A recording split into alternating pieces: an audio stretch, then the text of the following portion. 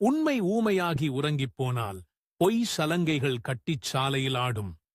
தவறு செய்பவர்களுக்கு கடைசியாக ஒருமுறை சொல்கிறேன், நீ என்னிடம் வந்துதான் ஆக வேண்டும் என்பதை மறந்துவிடாதே. பால் போல் வெள்ளை குணம் உள்ளவர்களை சூடேற்றி பார்க்காதீர்கள். இறுதியில் அவர்கள் பொங்கி எழுந்தால் தீயை கூட அழித்து விடுவார்கள். அடுத்தவன் முன்னேறுவதை பார்த்து மற்ற அனைவரும் சந்தோஷப்படும் ஒரே இடம் வரிசையில் நிற்கும்போது மட்டும். இரண்டாவது பெண் குழந்தையா என்று கேட்பவருக்கு தெரிவதில்லை. அதிர்ஷ்டம் உள்ளவர்களுக்கு மட்டுமே நான் கொடுக்கும் வரம் இரண்டாவது பெண் குழந்தை என்று. தனக்கு வலிக்கிற மாதிரி பிறருக்கும் வலிக்கும் என்று எவன் உணர்கிறானோ அவன்தான் உண்மையான மனிதன். கடவுள் சன்னதியை விட்டு யாரை சீக்கிரம் வெளியே அனுப்ப நினைக்கிறாரோ அவர்களே அந்த வாய்ப்பை சிறப்பு தரிசனம் என்னும் பெயரில் பணம் கொடுத்து பெறுகிறார்கள். நான் கூட சில நேரம் என் சன்னதியில் இருப்பது பிடிக்கவில்லை. என்னை விற்பனை செய்யும் இந்த சிறப்பு தரிசனம் என்னும் சீட்டுக் கடையை கண்டு கதவை திற காற்று வரட்டும் என்ற காலம் போய் கதவை மூடு வெளியே ஏசி போகுது என்ற கலி காலம் வந்துவிட்டது. விதைத்தது எதுவானாலும் விதையானாலும் சரி வினையானாலும் சரி ஒரு நாள் என்னிடம் அறுவடைக்கு வந்தே தீரும். பணம் உழைத்து வாழ்பவர்களிடம் பேசிவிட்டு சென்று விடுகிறது. பிறர் உழைப்பில் வாழ்பவர்களிடம் ஏசி போட்டு தங்கிவிடுகிறது. பணம் நிம்மதி தராது என்று எந்த ஏழையும் சொன்னதில்லை. நிம்மதி தராத அந்த பணத்தை இழக்க எந்த பணக்காரனும் தயாராக இல்லை.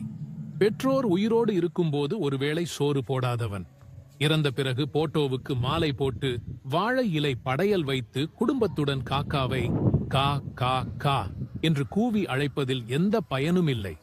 இந்த நடிப்பும் உன் பாவக்கணக்கில்தான் சேரும்.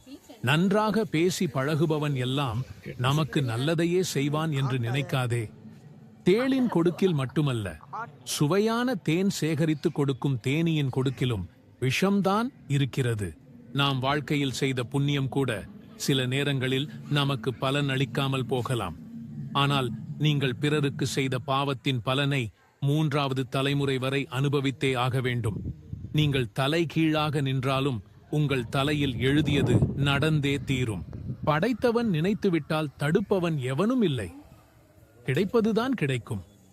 கிடைப்பது கிடைத்தே தீரும். யாருக்கு எதை தர வேண்டும், எப்படி தர வேண்டும் என்பது இறைவனுக்கு மட்டும்தான் தெரியும். நம்பிக்கையுடன் இருங்கள். எதுவுமில்லாமல் பிறந்து எல்லாம் வேண்டும் என அலைந்து எதுவும் நிரந்தரமில்லை என தெரிந்து உயிரும் சொந்தமில்லை என உணர்ந்து உலகை விட்டு ஒரு நாள் பறந்து செல்வதுதான் வாழ்க்கை.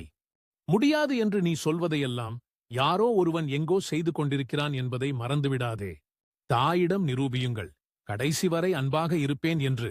தந்தையிடம் நிரூபியுங்கள், கடைசி வரை உங்கள் பெயரை காப்பாற்றுவேன் என்று. மனைவியிடம் நிரூபியுங்கள், கடைசி வரை என் காதல் உனக்கானது மட்டும் என்று. சகோதரனிடம் நிரூபியுங்கள், கடைசி வரை உனக்கு உறுதுணையாயிருப்பேன் என்று.